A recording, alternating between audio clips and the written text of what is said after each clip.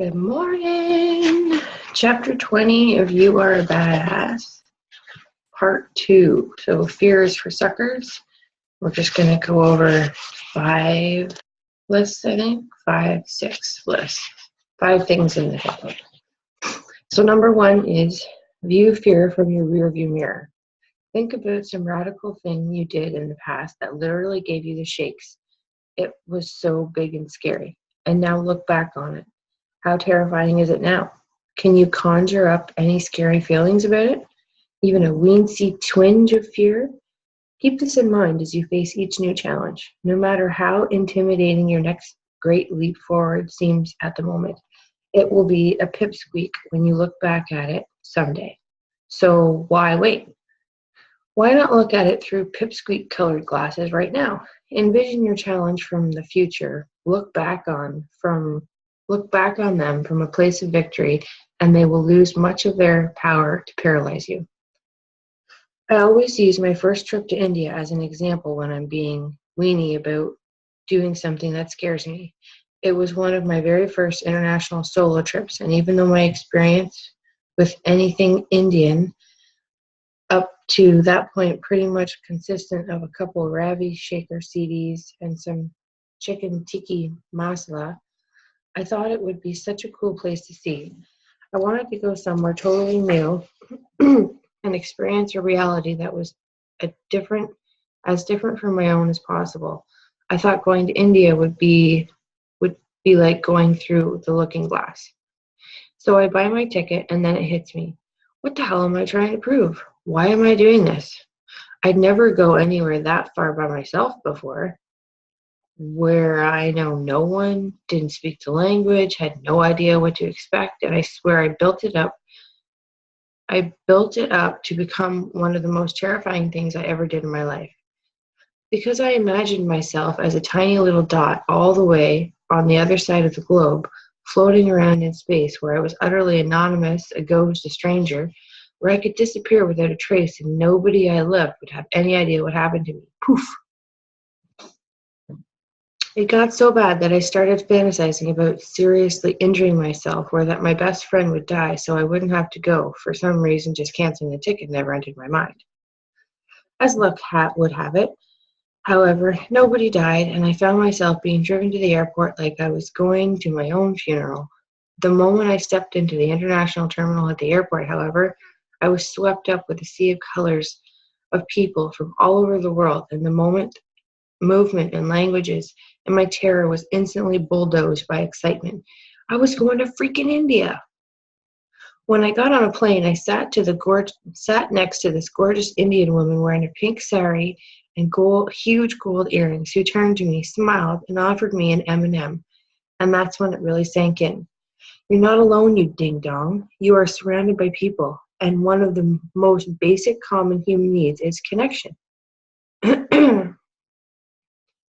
I then proceeded to spend 2 months traveling around a country that is now by far one of my favorite places on the planet, and that I sparked in me a love for travel that has completely changed my life. This and other examples from my own life keep proving to me over and over that our greatest fears are the greatest waste of time. Face your fears with truth, that they are all in your mind, and they will lose their power over you. That was number 1. That was good. Number 2, flip the fear. When you find yourself letting fear push you around, look at it from a different perspective. Start by breaking it down, finding what it is that you're really afraid of, and then flipping it around to make it work for you, not against you. Show it who's boss. Feed your fear a suck-it sandwich. For example, I want to write a book, but I can't get myself to sit down and do it. Why not? I'm scared that if I do, it'll be terrible. What happens if it's terrible? If it's terrible, I'll look stupid. Then what? Then people will make fun of me. Then what? I'll feel ashamed. Okay, so you're not writing a book in order to protect yourself from feeling stupid and ashamed. Now flip it. How stupid and ashamed will you feel if you don't write your book? Very. I know it's a brilliant idea, and it's a big dream of mine. So will your strategy of not writing it in order to protect yourself from feeling stupid and ashamed, protect you from feeling stupid and ashamed? No. And since you're risking feeling stupid and ashamed either way, which version is worse?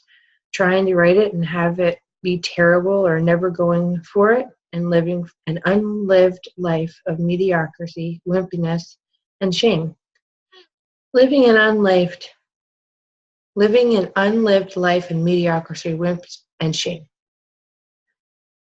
Now, break it down so you can really look at it and diffuse what it is about a situation that's scaring you.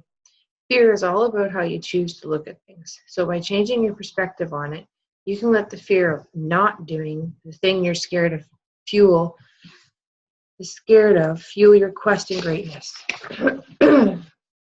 Number 3, be in the moment. Is anything scary happening to you right now at this very moment? No. Right now, when you're sitting, is anything bad actually happening? Or is it just the thoughts in your head that are freaking you out? You deplete the much needed energy you need to kick ass by freaking out before something even happens. Instead, stay in the moment and connect to your higher self. If you're about to walk into the courtroom or jump out of a plane or ask for a raise, breathe in the moment and stay connected to source energy. Keep your frequency high and your belief in miracles strong instead of falling prey to the fears in your mind. And you'll find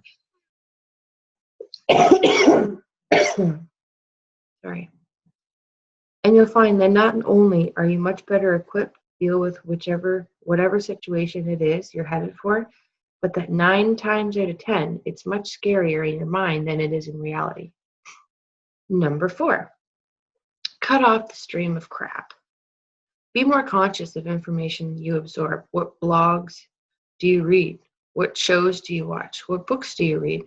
What stories do you read in the paper? What movies do you go to? Whose opinions do you ask? What do you focus on in your day-to-day life?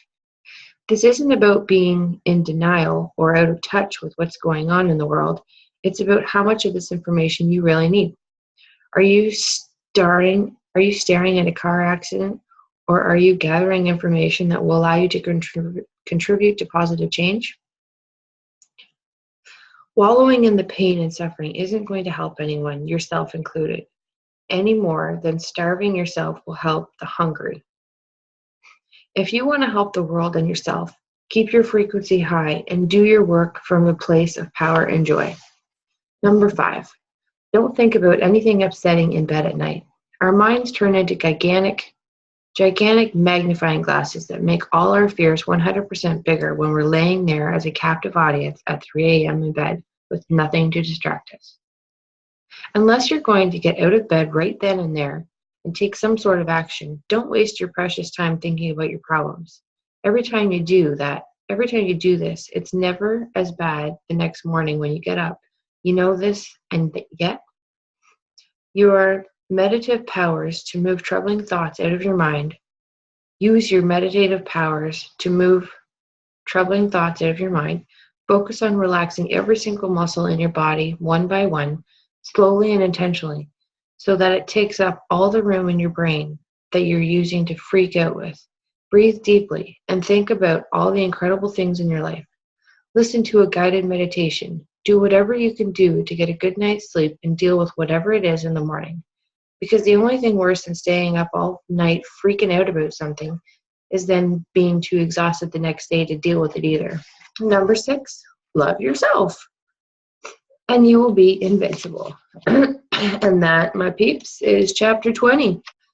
Tomorrow we'll read chapter 21, Millions of Mirrors. Okay, gotta go do my workout. See ya.